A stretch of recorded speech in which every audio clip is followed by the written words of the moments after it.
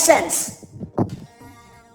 We're gonna repeat the session tomorrow. Because tonight, it doesn't matter because anybody can look you up and look through this. It's not doxing. Chingada madre. It's not doxing.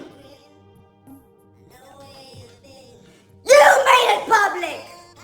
I'm going through your public profile on Facebook.